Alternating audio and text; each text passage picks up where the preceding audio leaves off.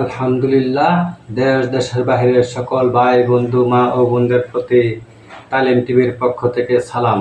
আসসালামু আলাইকুম রহমতুল্লাহি ওয়া বারাকাতুহু। সহিহ মুসলিম শরীফ হাদিস নাম্বার 5। আবু বকর ইবনে আবু শাইবাহ রহমতুল্লাহ আলাই ও জুহাইর ইবনে হরব রহমতুল্লাহ আলাই আবু হুরায়রা রাদিয়াল্লাহু তাআলা আনহু থেকে রওয়ায়াত করেছেন। একথা রাসূল পাক সাল্লাল্লাহু আলাইহি ওয়াসাল্লাম একটি মজলিসে উপবিষ্ট ছিলেন।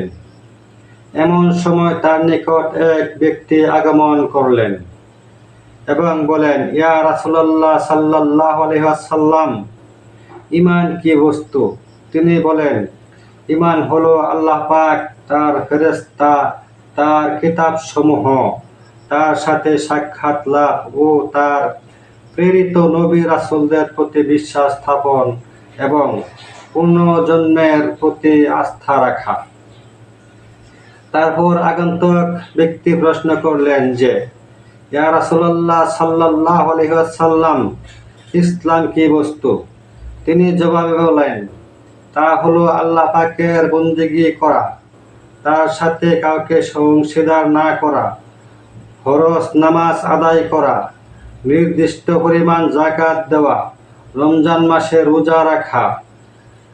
আগন্তুক লোকটি আবারও প্রশ্ন করলেন যে, ইয়া রাসূলুল্লাহ সাল্লাল্লাহু আলাইহি ওয়াসাল্লাম, ইহসান কি বস্তু? তিনি জবাব দিলেন, তা হলো তুমি এরূপ ভাবে আল্লাহ পাকের বন্দেগী করবে যেন তুমি তাকে তোমার সামনে দেখছো। যদি তুমি তাকে নাই দেখো, তাহলে মনে এ ধারণা বদ্ধমূল রাখবে যে তিনি তোমাকে অবশ্যই দেখছেন। অতঃপর আগন্তুক প্রশ্ন করলেন, কিয়ামত কখন হবে? তিনি জবাবে বলেন, এই বিষয়টির জ্ঞান প্রশ্নকারীর তুলনায় জবাবদাতা অধিক রাখে না। অবশ্যই আমি কিয়ামতের কিছু আলামত রেওয়ায়াত করছি।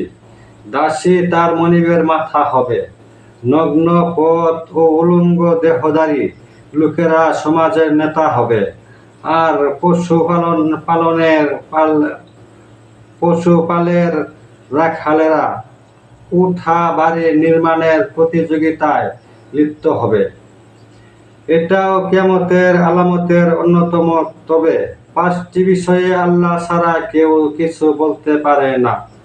এ পর্যন্ত বলে রাসূল পাক সাল্লাল্লাহু আলাইহি ওয়াসাল্লাম আয়াত শরীফ পাঠ করলেন, যার অর্থ, নিশ্চয় আল্লাহ তারই নিকট রয়েছেন কিয়ামত সংক্রান্ত জ্ঞান।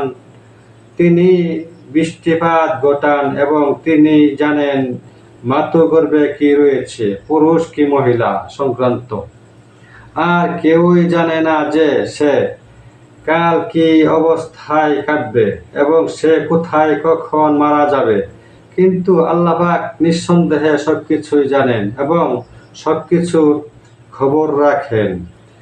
রেওয়ায়াতকারী বলেন যে, অতঃপর ওই আগন্তুক ব্যক্তি মজলিস থেকে বিদায় হয়ে গেলেন। রাসূল পাক সাল্লাল্লাহু আলাইহি ওয়াসাল্লাম বলেন যে, তোমরা ওই ব্যক্তিকে আমার নিকট ফিরিয়ে আনো। তারা সেজন্য বের হয়ে গেল, কিন্তু তাকে আর পাওয়া গেল না। অতঃপর রাসূল পাক সাল্লাল্লাহু আলাইহি ওয়াসাল্লাম বলেন যে, ইনি জিবরাইল আলাইহিস সালাম, মানুষকে ধর্মের শিক্ষা প্রদান করতে তাশরীফ এনেছিলেন।